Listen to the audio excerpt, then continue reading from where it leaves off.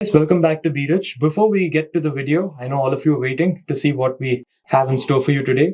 But before we do, there's an important disclaimer which we have to put out is that we are not SEBI registered advisors. We never claim to be, and you have to take all your investment decisions in consultation with a SEBI registered advisor or someone who's competent enough in that field. We are not those people. We are purely just giving you information and discussing it amongst ourselves as a purpose of a hobby. Good evening and welcome back to Be Rich. As I'm ready to speak today, the Indian markets are down today. It's about minus 30 points in the Nifty. But the real story is in the Bank Nifty, which is nearly 1% down, which is about 470 points down. The Bank Nifty is the major component of the Nifty and thus pull it down. And so whatever we have discussed, the stocks we have discussed in Tamil and in English at times, such as Karnataka Bank and NATCO and other things, you should be able to consider at a decent price. You should understand that disciplined investing every month leads to success. You cannot buy at the lowest point. You cannot sell at the highest point. Don't try to time the market. If you try to time the market, you will hurt. So consider small quantities at regular intervals of time. Today we have a different topic altogether. The entire news is about Apple and AI and how Apple is going to integrate AI with iOS 18. Apple already had tied up with ChatGPT. Today they discussed that they are going to tie it up with Gemini and they are also going to tie up with Amazon. And these products are going to be integrated in that iOS 18. And if you have noticed that Apple stocks have been on a tear for the last couple of months. And the price in the last 1 month has gone up by $22. That's about 11.76%. That's almost 12%. In 6 months, it's gone up by 16.7%. Disclosure here, I don't own Apple directly, but I do own Berkshire Hathaway, and through Berkshire Hathaway, I own Apple. So there's an indirect holding in Apple. But Apple in the previous year was punished because its sales were dropping. It had a China problem with America-Chinese tensions that they had to quickly scramble to production out of China. And the Chinese authorities retaliated by making sure that ordering government staff not to use Apple. And Apple didn't seem to be a laggard in AI. They abandoned that autonomous driving project. So all things were bad news for Apple. But then Apple has suddenly shot up because it's talked AI and it has talked about using its own chip for driving this AI. And it has talked about setting up data farms, large data farms, using its own design chip. And also has signed a spate of agreements with ChatGPT and now with Google, and they promised to continue talks with Amazon. And they are now saying there is going to be Apple Intelligence with OpenAI, but nobody knows exactly what is Apple Intelligence. It's all sketchy, and the market has taken up this price extremely high. Now, me and Sashwath were reminded about another great master whom we have not talked much about. The great master being George Soros.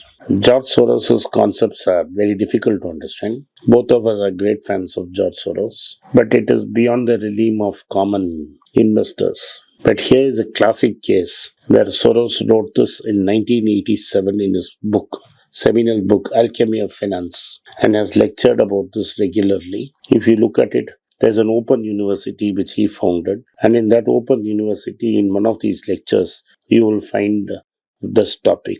Sashwath was quick to spot the connection and give me an insight on how the Soros's uncertainty principle is linked to this particular episode in the market. The uncertainty principle of Soros is similar to the uncertainty principle of Heisenberg for those who are physics students, where the position and the speed of an electron cannot be measured at the same time. And if you put the electron microscope on top of an electron, it absorbs light and moves very fast. So it's impossible to measure its position and velocity at the same time. This was an important development in quantum physics, and hence George Soros called us from the quantum fund. And anyway, today we are going to try to explain to you roughly what Soros said and how is it linked to Apple today. Over to you, Sashwath. Like what was discussed before, there isn't any concrete plan on what Apple is going to do with AI. Tim Cook has been quite secretive about it, but has been forced. His mouth has been pried open by investors because the Apple stock was getting battered in the NYSE, New York Stock Exchange. And from 3rd of July 2023 all the way to 19th April 2024, Apple declined by 13.83%. After which it had a big uptick, and today it stands $216.75 as we speak now. Hey guys, I'm going to quickly interrupt this video to announce that we have successfully launched our Substack, where we talk about companies, US markets, European markets, and Japan as well. And these insights are going to be delivered straight to you to your email as well as the Substack app. We hope you go check it out. The link is moatinvesting.substack.com. The link will be on the screen right here and also in the description. Thank you for checking it out. So let's figure out what exactly has propelled Apple to receive this valuation premium. What propelled Apple to lose the valuation premium, or rather the position it was enjoying, which was awarded to it by investors. So the first thing is that with OpenAI releasing ChatGPT for the public market, we see that a new technological cycle had been kicked off. We've had multiple technological cycles in the past this way. We've had the dot-com bubble, and in fact, even the Industrial Revolution could be considered a technological cycle. So when it comes to technological cycles, what ends up happening with the market is that it remains extremely irrational and ends up, even though the technology is very good and the fact that the technology can be used for multiple purposes is known, the market overvalues this technology, and we end up seeing companies trading 100, 200 PE.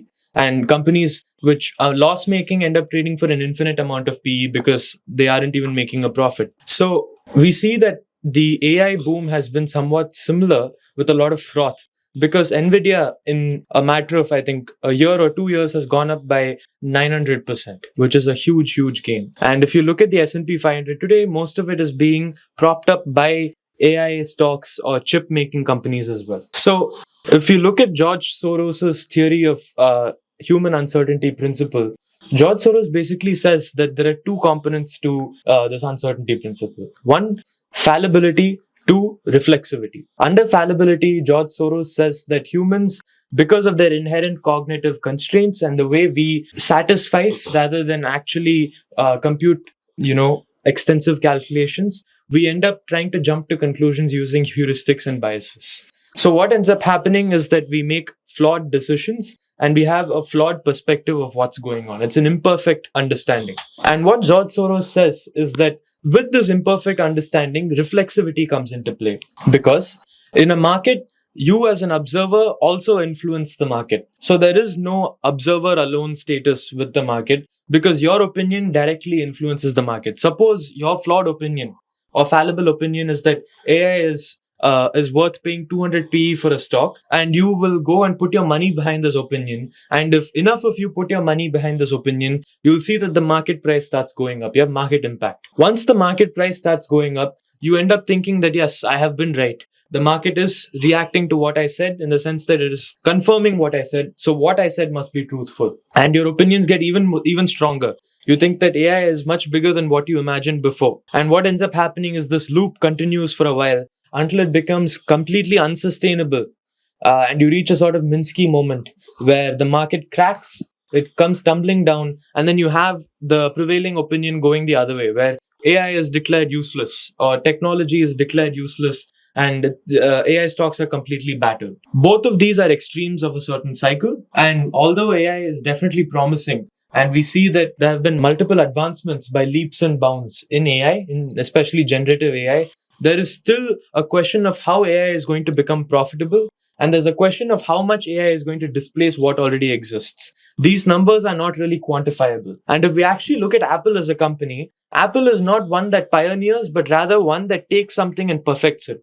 If you look at the iPod, there were MP3 players before the iPod was invented by, pushed out by Steve Jobs. But what Steve Jobs did, which was miraculous, was he took the MP3 player, made it sleeker than it ever was, and made it so that you can download thousands and thousands of songs onto your iPod Shuffle or iPod Touch. And this was something completely new. Even the iPhone, the smartphone, the technology for a touchscreen phone had existed long before Steve Jobs came up with the first iPhone. So what we see today is that Apple is being pushed out of what it's comfortable with, which is basically observing, taking its time and perfecting something which the market has put out. Instead of that, what we see that Apple is now being forced to throw its hat in the ring because its valuations were taking a big beating from investors. Apple has enough funds to research and perfect AI and its implementation. But today, Apple is coming out with a sort of shoddy response for what they plan to do with AI because they haven't given enough time to do things the Apple way. And the market seems to be rewarding this. And this is what, when we talk about the uncertainty principle in terms of George Soros, because Soros says that clearly our fallible opinions have valued something which Apple is not really strong at.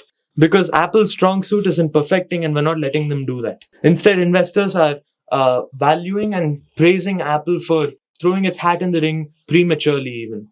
This is what is my read of the situation. Yes. And the analysts say that any impact on earnings will come in the year 2027. That's 3 years from now. Nobody in technology can say what will be there 3 years from now. It's way, way far off the track and you cannot see it coming. So all that is happening is a principle, a fallible opinion that Apple is going to do great in AI, some fancy calculations, a reflexive action in the jerk in the price. When the price goes up, the fallible position is reinforced and the market continues to climb. This is what all booms happen, and there will be a bust like there have been in the past, but the bust may not come anytime soon. And we can't time the bus. You cannot time the bus. If you are a long-term shareholder, this is not a recommendation to sell Apple. This is only to point out how the market moves and how a master would read a situation. Anyway, thank you for watching B-Rich. I hope you liked our presentation. If you liked our presentation, kindly like this video, subscribe to our channel and turn on the bell notification. You may send this video to your friends and relatives and have them take a look. Once again, I thank you for your support for B-Rich. Thank you. It's a great privilege and honor that so many of you in thousands have subscribed to my channel and have supported me. I have written 2 books in English, The Alchemy of Money and Ordinary Stocks, Extraordinary Profits. These books are published by us and are ready. If you want to procure a copy, send us a message to the WhatsApp number given below and my team would respond to you. If you want an Amazon Kindle copy, you can click the link below. Finally, those who wish to consult with me can send a mail to brichienglish@gmail.com. Once again, I thank you for your support. If you like this video, press the subscribe button of my channel, hit the like button and turn on the bell notification.